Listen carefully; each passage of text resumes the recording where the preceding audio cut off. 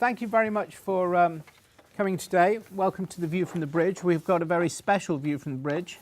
We have two experts in what's going on in the United States. There's a guy called Trump. I don't know if you've heard about him. He's taken control, and it's going to be beautiful.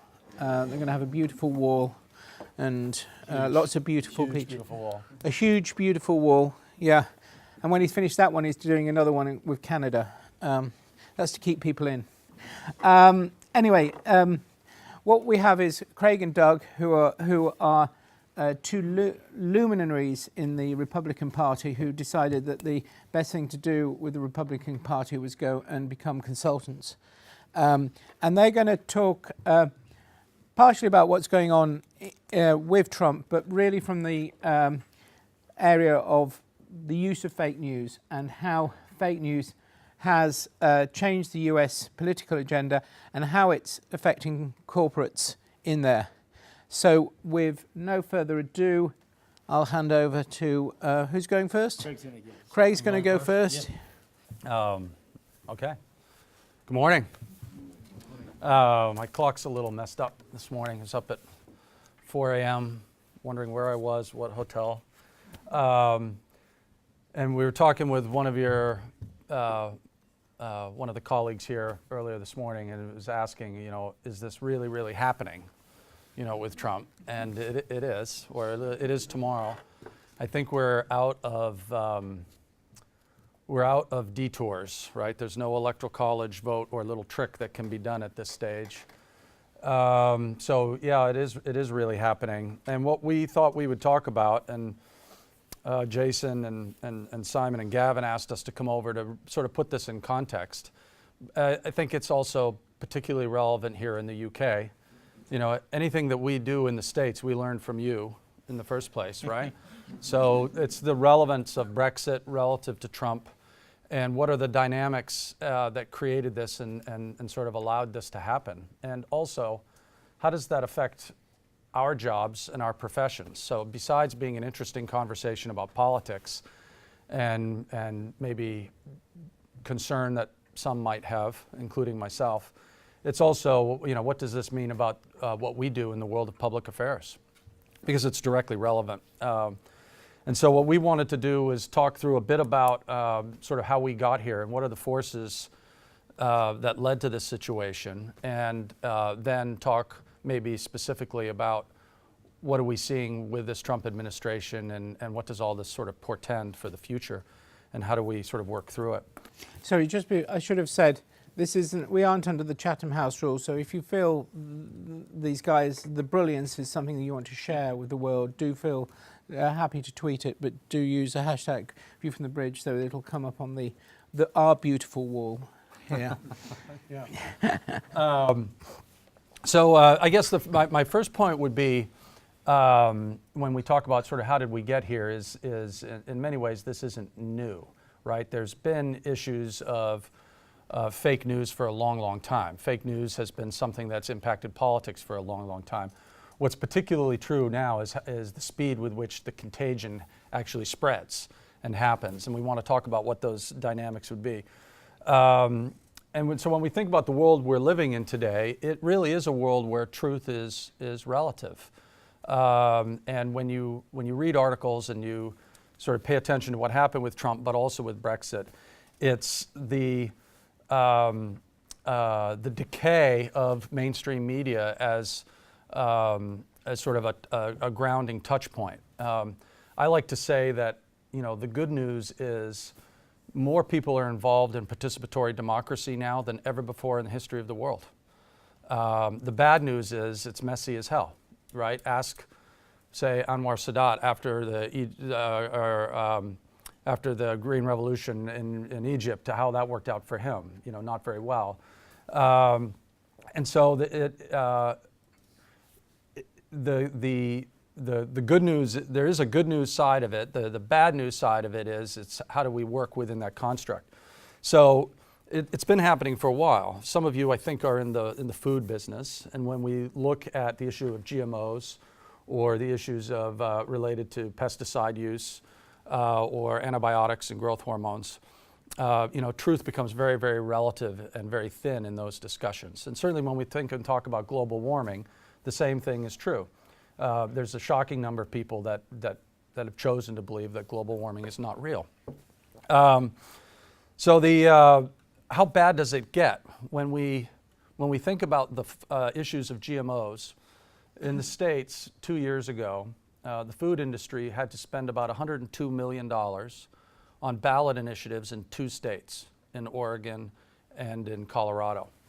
That was the direct and real cost of batting down misperceptions of GMOs in those states.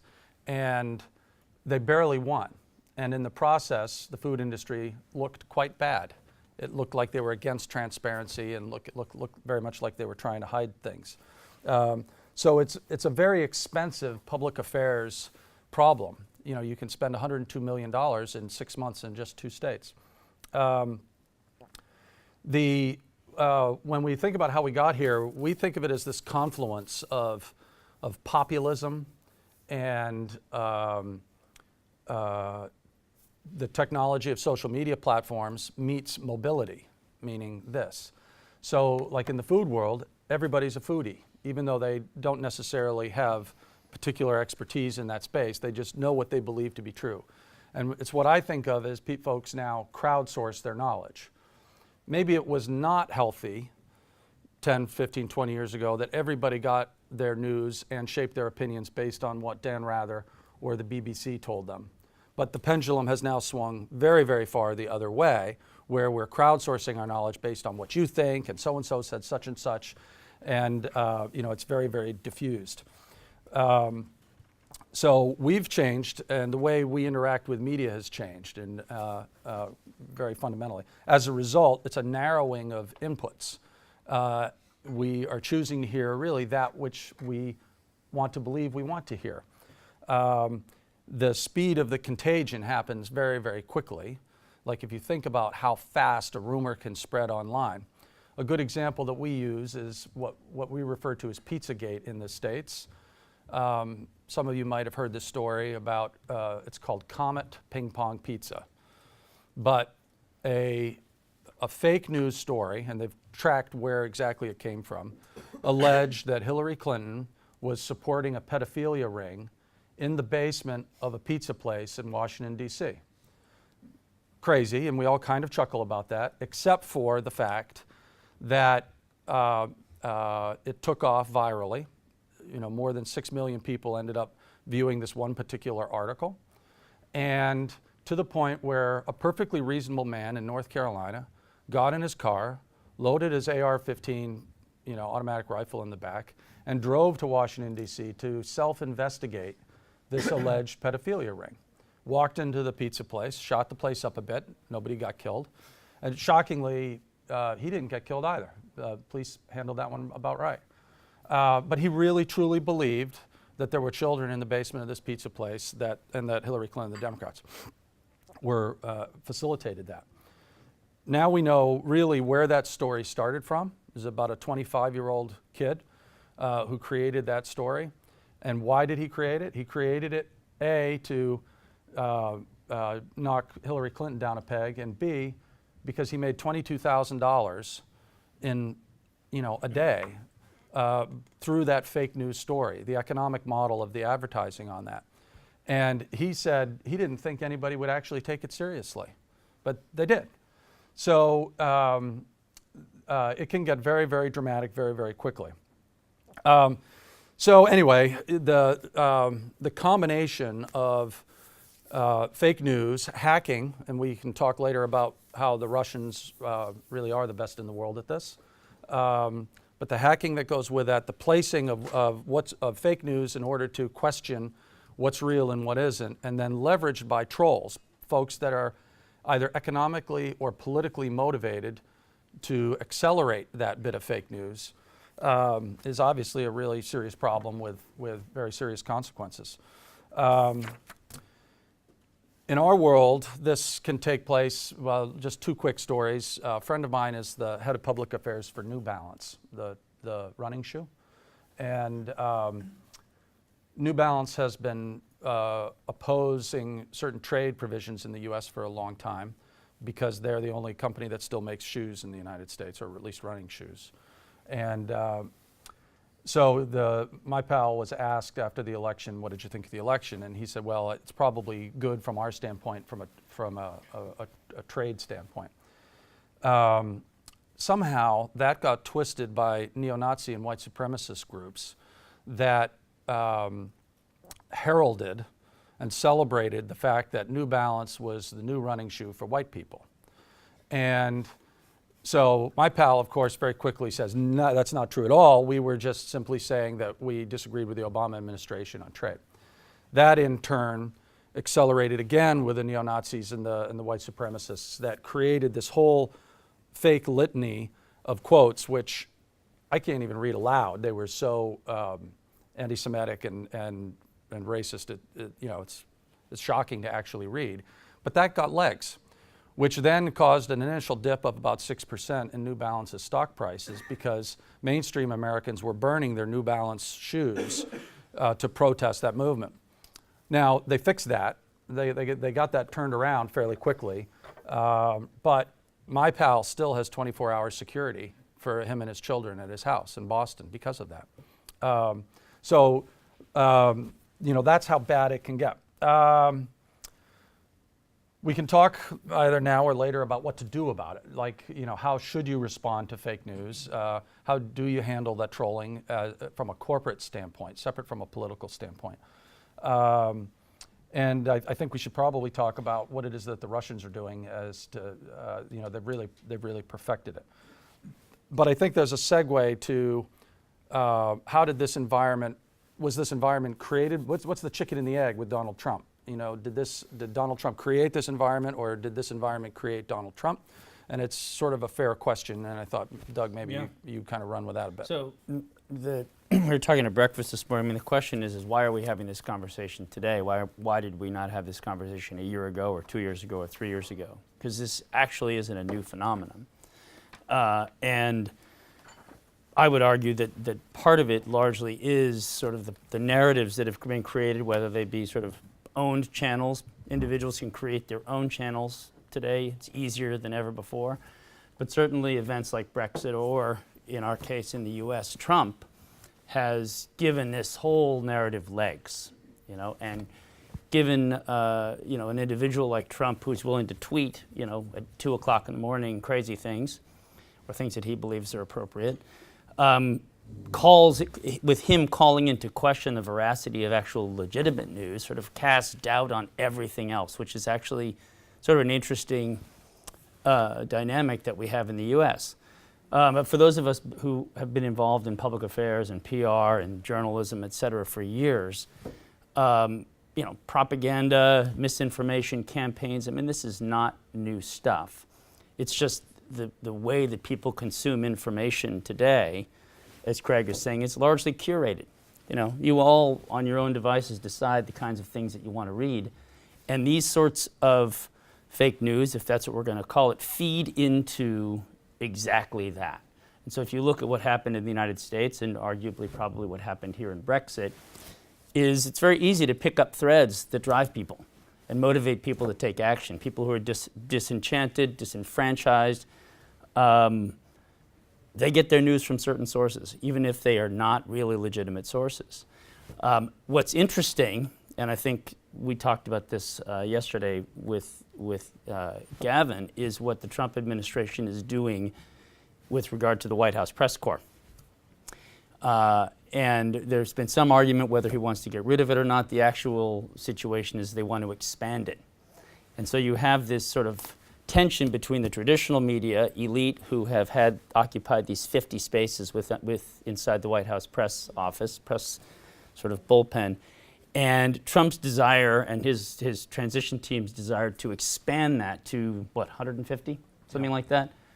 Well, who are those 150 reporters?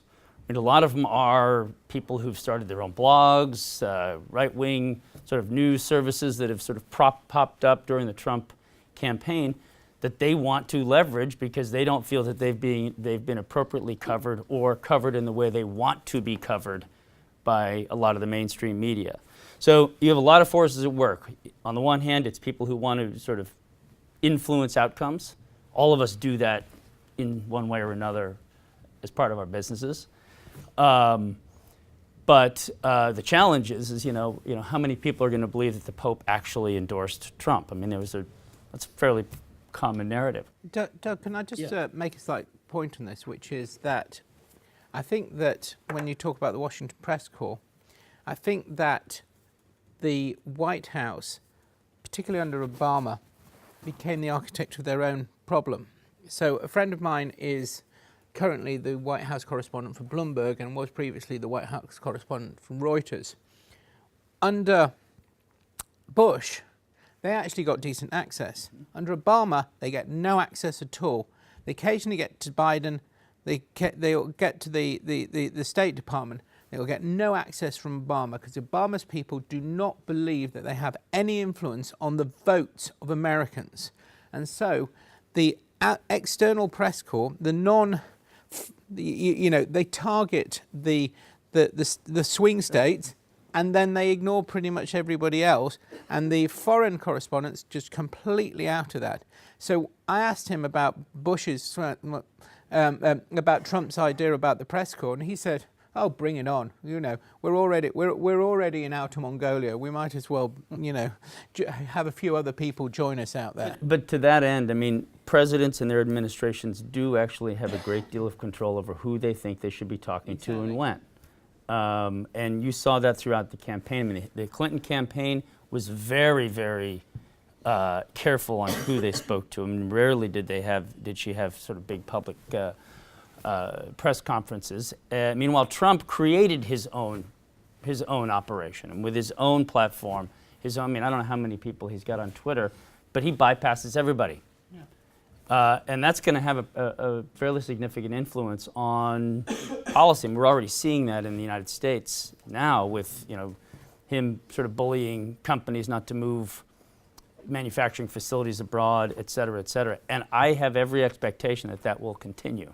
I think that press corps story is going to be a non-story very quickly, because the White House press office room is smaller than this room, and it is true, separate from Trump, that this breadth of media has way expanded the confines of that room, and the perception that they're getting kicked out of the White House. I mean, I don't know what the parallel is, but the White House isn't just the West Wing. It's this huge complex, and the old executive office building, which has tons of space, is right next door. But you have roughly 50 old school media folks that don't want to give up their sweet real estate. And the minute that happens and it broadens out to a broader group, I think people are going to be like, "Oh, that was just a big to-do about nothing." But that is an example. I mean, the narrative that they were going to shut down the press operation is fake. And that was generated by sort of legitimate media outlets who were worried about losing their real estate in the West Wing. I think you made a point a minute ago, Doug, that was I wanted to pick up on is the idea of fake news and its impact in politics is not new. But the techniques are new, and what's particularly new is it's happening to us. And by us, I mean Americans and Brits. But, look, propaganda, used to be in the form of leaflet drops, in El Salvador or Vietnam or whatever it may be. And that was fine when you're promoting democracy in general, right? And we deploy many of the same techniques in the corporate world. Don't buy this iPhone because it's better, or whatever it may be. You seek market advantage by sometimes, unfortunately, by maligning the competition to some degree or another. So that's not new. What is new is that it's one thing to play out in a military world where you're seeking strategic advantage, and it's another thing in the business world where you're seeking strategic advantage. But when it impacts institutions of democracy, rightly or wrongly, call me holier than thou, but that's a much bigger and different problem. And that is what's happening, and the speed with which it happens, and it's affecting very normal people. The guy that got his gun and drove to the pizza place was not crazy. And so and by the way, the Russians, and apologies if there are any in this room, but there are a lot in London, but they really are the best at this. I mean, our largest client is NATO, and when you look at the Russians' ability to leverage fake news and trolling and hacking. It's the combination of those three things. What they seek is leverage, and it's very, very effective. Well, also to create distrust in institutions, but also information that's coming from tried and true and relied upon news sources. I mean, recently, sort of CNN, as you probably all know, released this sort of secret report that was done by a former British intelligence officer hired by some anti-Trump people that had all kinds of wild allegations about Trump. And the Trump people immediately responded saying that that was all fake and bogus, et cetera, et cetera. So people are saying, well, gosh, what is true? What is real? So creating doubt, which I think is certainly what the Russians are pretty good at. Yeah, to a level that's, personally I find very, very scary. But like in the U.S. on the hack of the DNC and the Podesta emails, there's emails in there that Podesta swears he didn't write, and whether he did or not is now besides the point, because what the hacker will do is place a couple of fake emails in there that may or may not be true, but that's totally besides the point. It's gotten you to question the veracity or the truthfulness of that institution in the first place, and that's the overall goal. But again, this isn't new. So Yeah, students of British politics will remember. We'll hark back to the Zinoviev letter, in the which was set out to discredit the British Labour Party, and worked. Yeah. Downright, and students of Russia will look at the discrediting of Cicero and the rewriting of history after Nero's death to say, yes, he was a SH1T, but they really made him out to be a super one.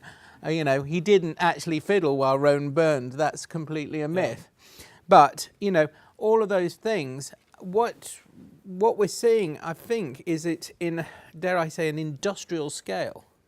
Yeah, it's the scale of it and the speed of it, and it's in a world that has much bigger consequences, I would argue. Maybe folks 50 years ago thought their consequences were pretty big too, but you're now at the stage like, for example, a fair chunk of the population believes that immunizations create autism in children. Maybe some people here in the room do.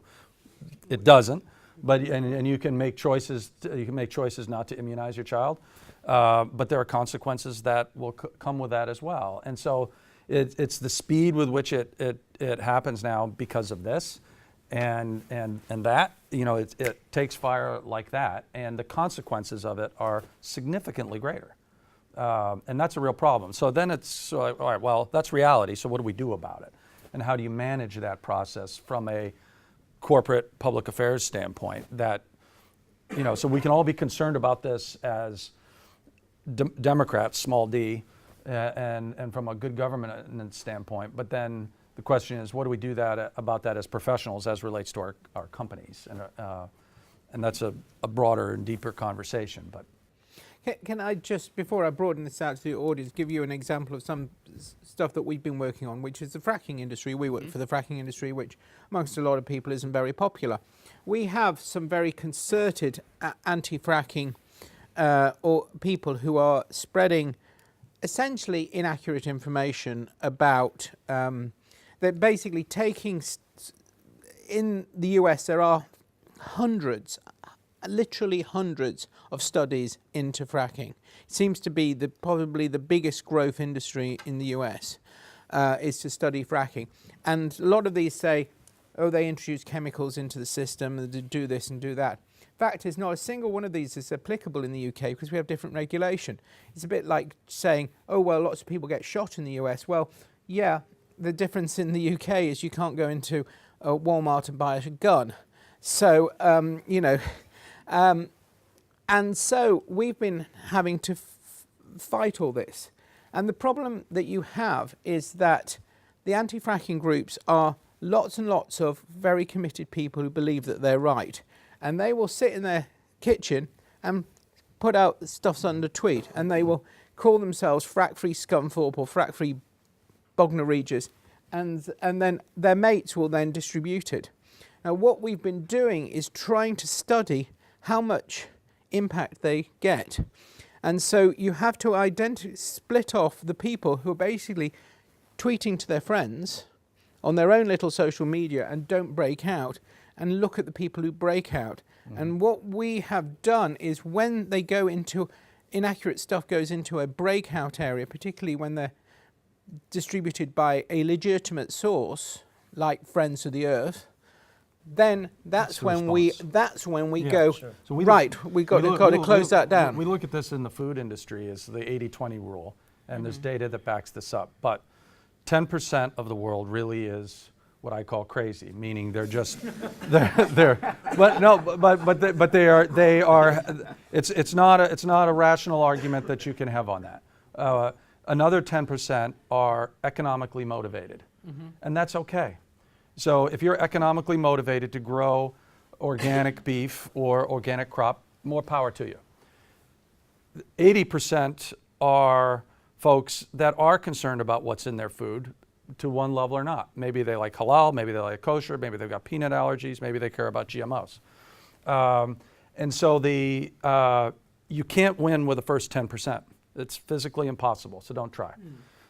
You're not going to win with the second 10% because they seek market advantage. Yeah. Okay, fair enough. In a capitalist society, good for you. But you do pay attention to the 80%.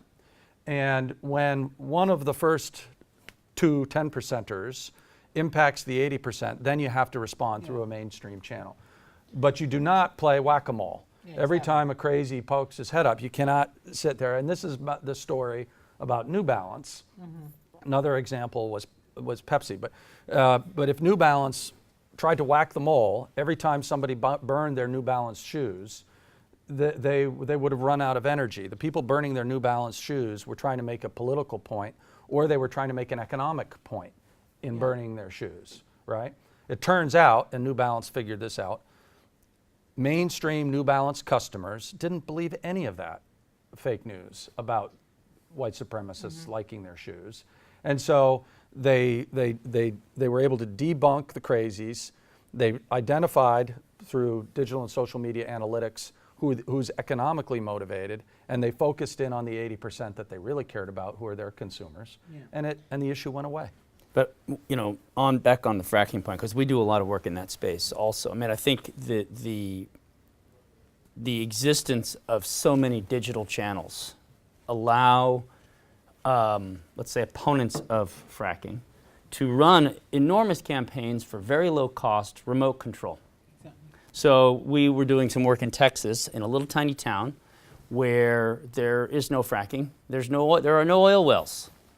And a group out of Seattle, very environmentally friendly group, decided they were going to run an anti-fracking campaign in this little town. Not so much because they were worried about fracking, but because they knew they would get an easy victory. And they characterized it as a home of fracking, didn't they? We're talking about the same place, home of fracking.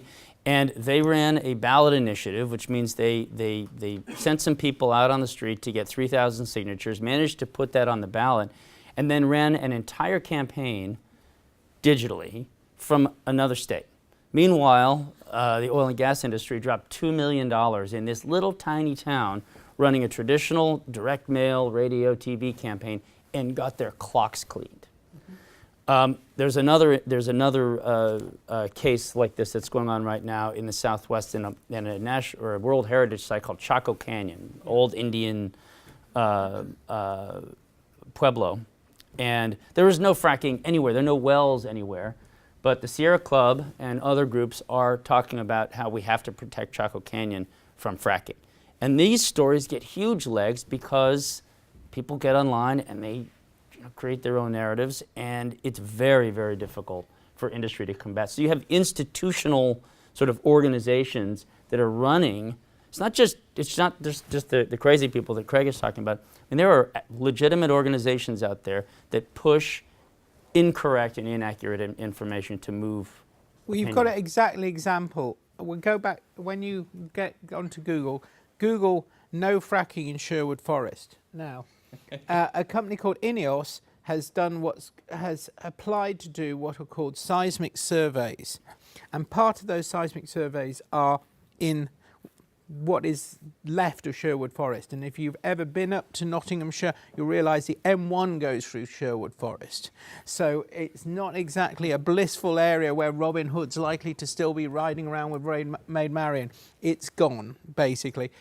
And the reason why they do that seismic survey is they want to do a seismic survey around a wider area than they're likely to be fracking, so they can see what the impacts are. And they're required to do that under law.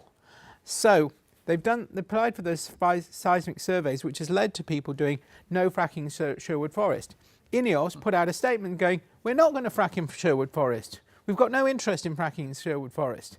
That has not stopped the campaign going, which has been running one of the big challenges we all find is that the mainstream media picks up on these rather crazy campaigns and runs them as if the crazies are actually fairly legitimate sources. And I was laughing because Catherine Viner from The Guardian was interviewed last night because what's his name? Aaron Banks is launching his own news website. And she said, well, people will come to legitimate places for real news.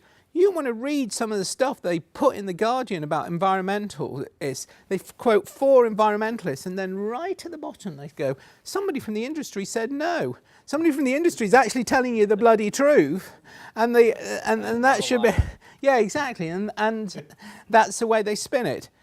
So I think that what's happening, the other thing that I think is very important and why these guys are very valuable here is what's happening in the US. It used to take us 2 or 3 years to get the trends from the US, and then we used to play them back to you better, as in rock and roll or stuff like that.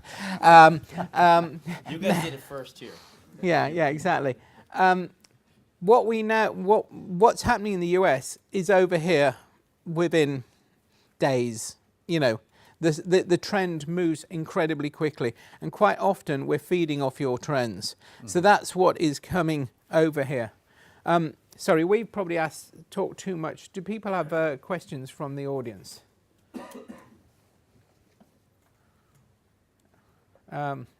Gavin. So Craig, how do you get your clients to keep social media in perspective? Because one of the things you alluded to just there is that you had 2 or 3 tweets and suddenly the CEO's on the phone saying the world is coming to an end. Yeah. When those same people were just shouting down the pub before we had social media. How do you get people to understand that the fact that somebody with 3 followers in some remote part of the world has commented on American Express is not that significant?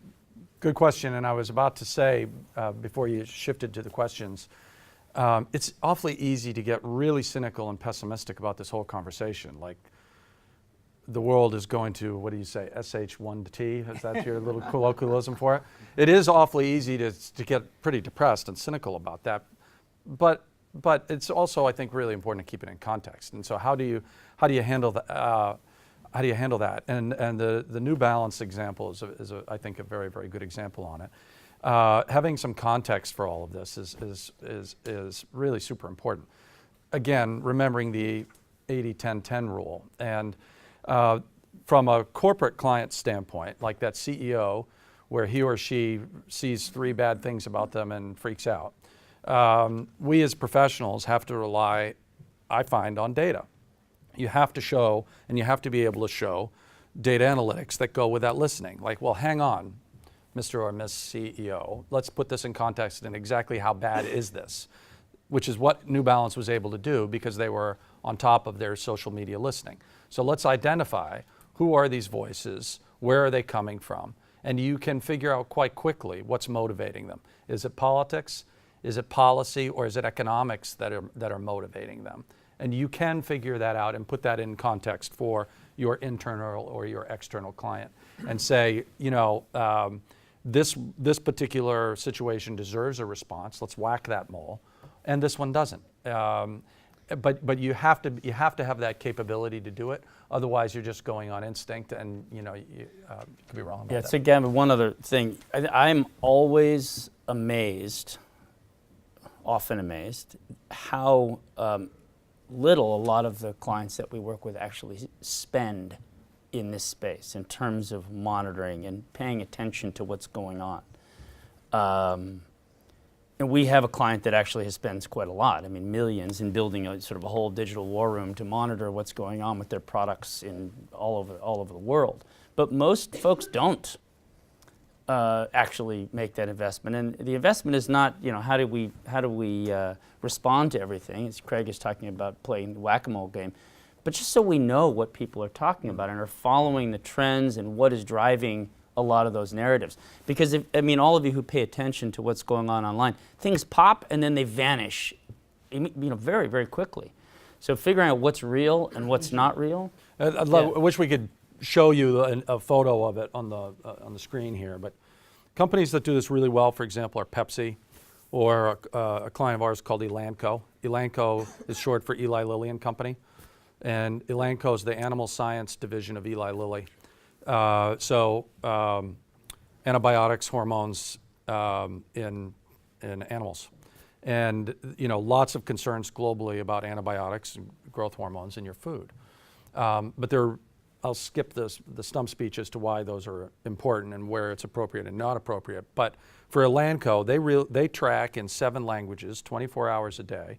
If you use any social media platform at all, they will know it. And so we worry in the U.S. like, ooh, what does the National Security Agency know? The level of detail that you can garner through digital and social media analytics would probably spook most people. But what they're then doing with that is that then shapes their response. They're able to figure out who's 10, and who's 80. And very, very quickly, like for example in the U.S. or globally, there's a blogger or a tweeter called the Food Babe, who regularly posts, but she's paid. She's paid lock, stock, and barrel by certain clients of hers. That's her model. Once you know that, you can start to filter what it is that she's saying and why. And now what you should be, and then there's another chart we could show you called Spidey charts, maybe you know what they are, but how does something proliferate through digital and social media? And so if you've got someone who's economically motivated, like the Food Babe, to malign Elanco, who is she reaching and when, and where physically are they and what are they saying? That kind of analytics is really important, sadly, today.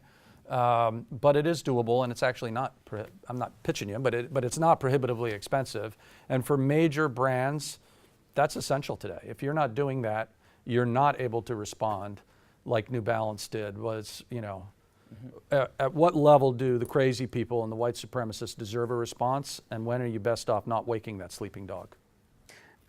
Just before we go, you mentioned the crazy people and white supremacists, but also Russians. And you say the Russians are way ahead in this area. Can you elaborate a little bit more about? No.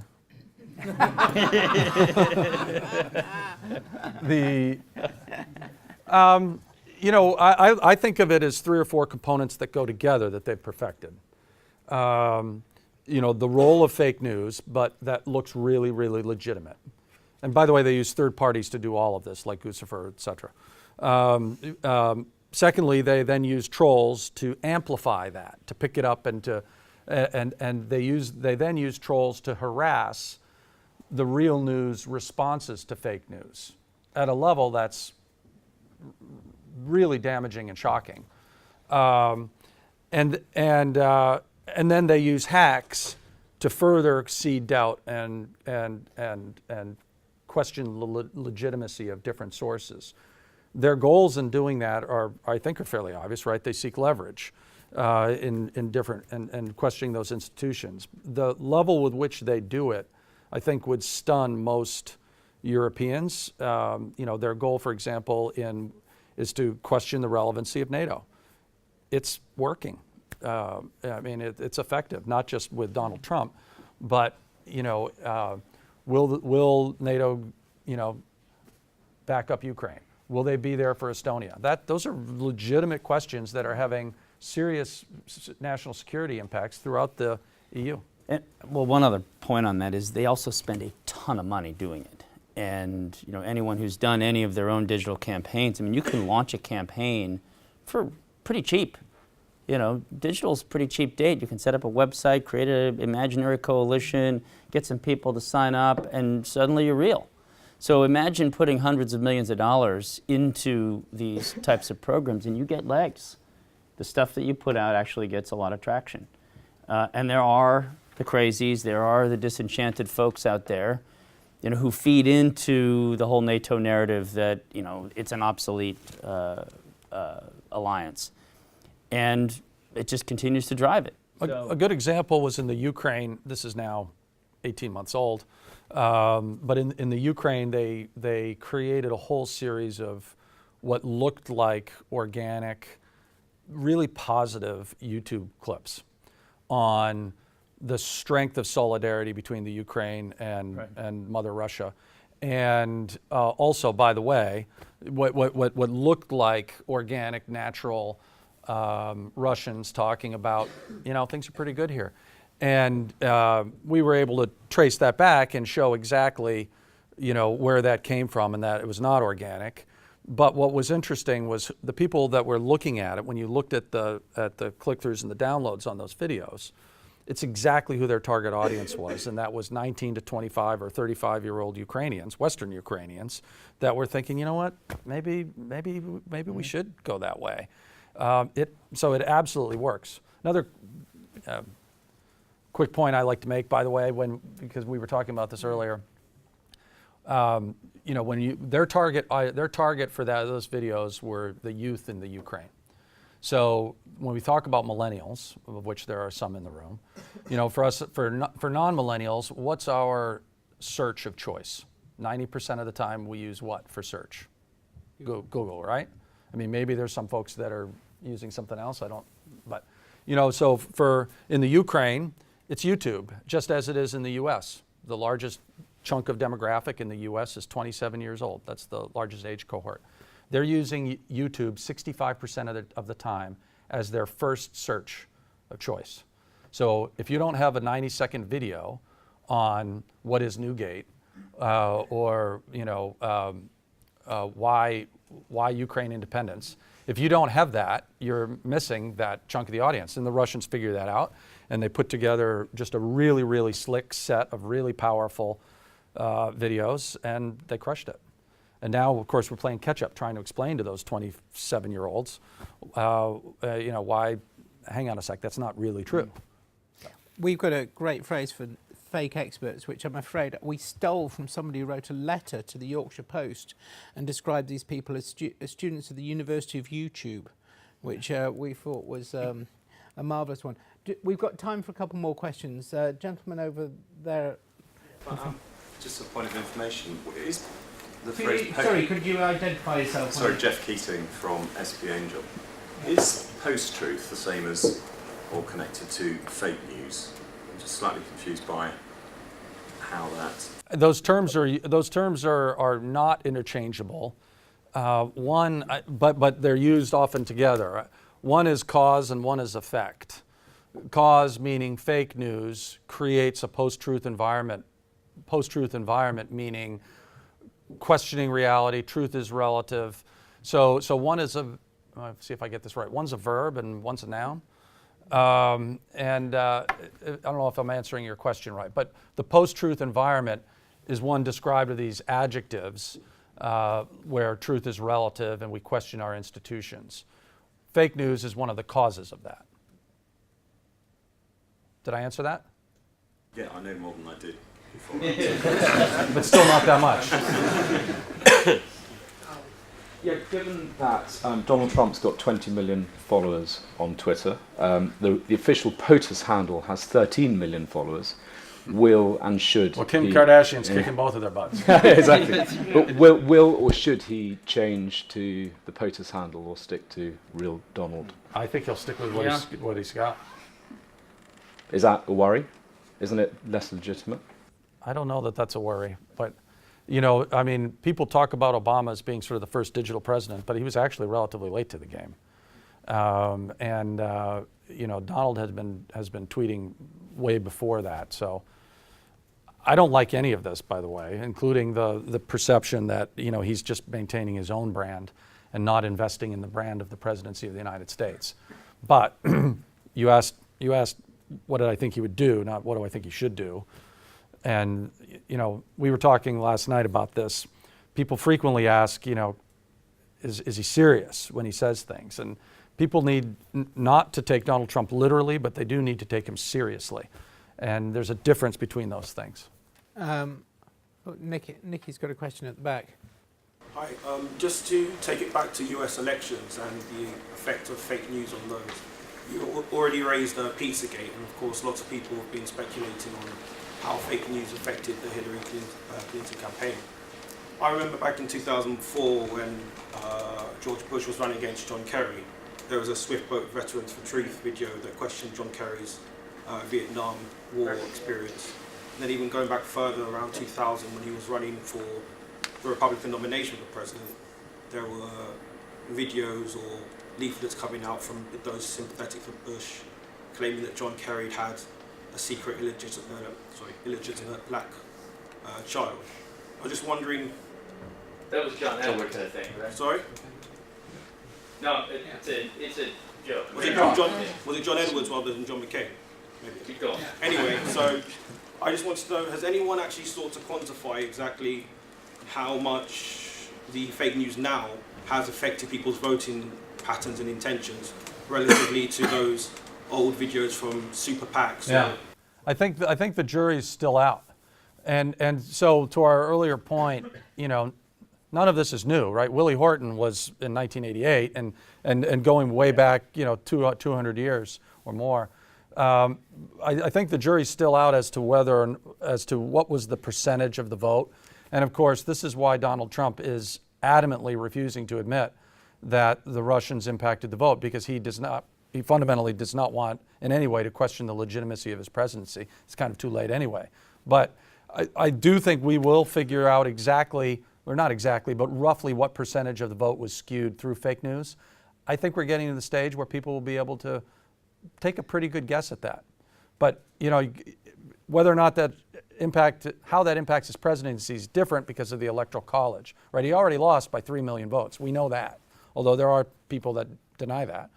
But he lost by 3 million votes. So then you'd have to look at what was the role of fake news in Michigan, or what was the role of fake news in Wisconsin. They'll get to the point where they're probably able to figure that out. There was a Pew Research study that was done, I think it was just in December, that was asking, to what extent did fake news, influence you, or, do you believe, this is sort of American adults, do you believe that you have the wherewithal to figure out what's real and what's not real? And I can't remember the exact percentage, but some fairly high percentage, 53, 58% of Americans or higher, believe that they can tell the difference, right? Now, who knows, right? Because they could all be misled in the first place. But I think what it ultimately comes down to in the U.S. is, sort of truth versus trust. And, regardless of what you think about how fake news impacted Hillary's chances, the whole issue of trust really was, I think, very high. Who do you trust more? Do you trust Donald Trump, who sort of wears his wealth and everything right on his sleeve and talks about it? Or do you trust Hillary, who doesn't? And perhaps fake news has something to do with sort of driving those perceptions. But it's old stuff. I mean, this stuff has been going on for a long time. You raised a great point about Willie Horton and was it Dukakis? Yeah, 88. Yeah. We should talk briefly about, I don't know how we're doing on time. I guess we're out. We've got about five minutes. But so what does the Trump administration mean now, and particularly between the special relationship between the U.S. and the U.K.? And that's evolving real time. And on one hand, it's that marriage of Brexit and Trump that makes it, I think, a particularly poignant moment here between our two countries, because you now need that trade relationship with the U.S. perhaps more than you did prior to the Brexit vote. But it would be a mistake to think that Trump is going to cut a good deal for you. I mean, his whole goal is to cut a good deal for for him or for the U.S. And but on the other hand, I think there's some real opportunities that come from that. If you are in the transportation and infrastructure sectors, he really is going to spend $1 trillion separate from the wall on transportation and infrastructure. And if you're CB Richard Ellis, or if you're HNTB, or companies like that, they're going to do very, very well. If you look at how he's going to change the relationship with healthcare, if you're in the pharmaceutical industry, you should be sweating bullets today. And if you're in the insurance industry, you should be trying to think about, how's that going to play out? How about the lobbying industry? Is that going to be affected by Trump? Drain the swamp is Why do you think they're here? Well, but I mean, Obama had the same sort of pronouncements on lobbyists when he came in, right? No lobbyists, I'm not going to deal with them. Well, lobbying did just as well under Obama as it did prior to Obama. But it's this gets into the weeds, but it's the technical what is the technical definition of lobbying? How do you influence public policy and public elected officials? That is changing. The old notion that you bought your mate a steak and you'd be like, let's see if we can't work on some language together, that's been gone a long time. If the traditional lobbyist was so important, we'd be pumping oil through the Keystone Pipeline right now, and we probably wouldn't have Obamacare. But the way that you truly influence and impact policy and those elected officials now is actually much more akin to what you all do and what we've been talking about today. How do you engage public opinion? Because that elected official will say to his mate, say ExxonMobil lobbyist, thanks a lot, but really what I need to know is what do people in my district think? Because if I choose wrongly on that, I'm going to be on the first bus home, thanks to this volatile electorate. So so lobbyists continue to get maligned because I think there's this perception of this backroom shenaniganry. But the truth is, the most effective lobbying is done actually. It's the modern definition of grassroots, which is a digital version of grassroots. By the way, the very best people at this are the environmental community. Oh yeah. Yes, indeed. To your point about fracking, or the issues of GMOs, or what pipelines, or whatever it might be, they're great at it, and we should take all the lessons we can from that.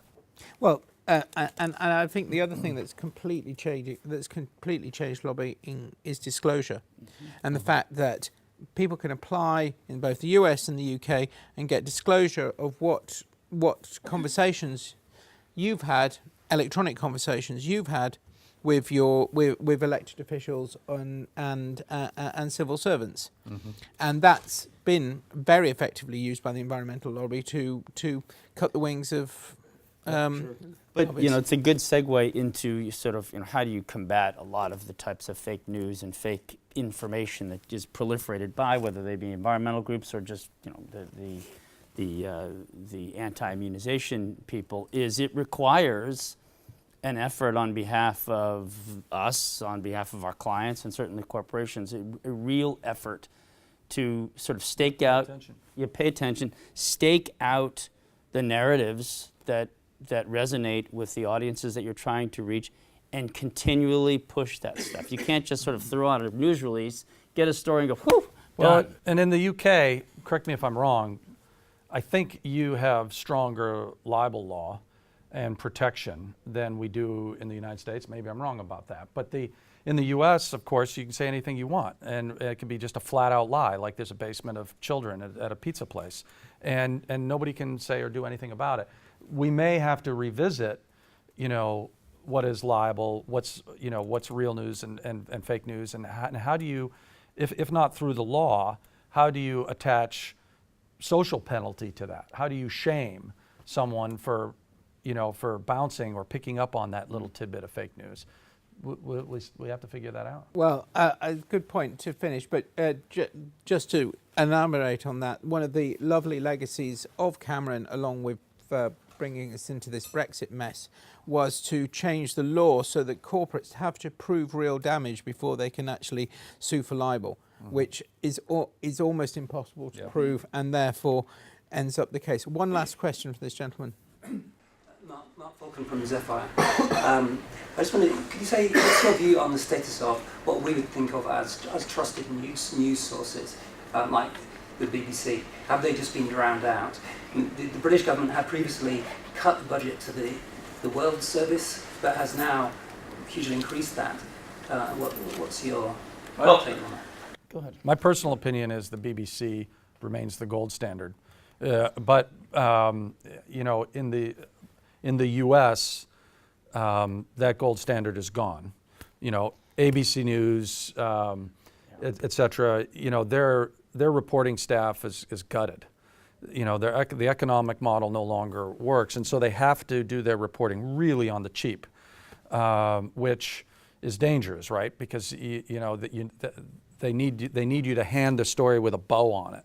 I don't know enough about the BBC to know if that's true there, but my perception as an outsider is it still remains the gold standard. But in the U.S., we don't have any gold standard left. I don't know that that's. Well, we also have major networks which are largely aligned, despite the fact that they might argue otherwise, to sort of certain partisan philosophy. I mean, Fox News is and has been sort of the conservative voice for quite a long time. CNN or MSNBC, other networks, you know, are on the other side, and they haven't really changed too much, and they're still that way. And so, again, that gets back to sort of the self-curation of where you get your information. Conservatives tend to go to Fox, liberals go other places, and the stories are very different. I used to work with a guy from Chicago. Whenever you would mention the BBC, you just go, communists, like that. I think that's a very good place to end. I think this has been a fascinating conversation, wide-ranging, very interesting, everything from New Balance shoes to pipelines in New Mexico and stuff like that. Thank you very much to these guys.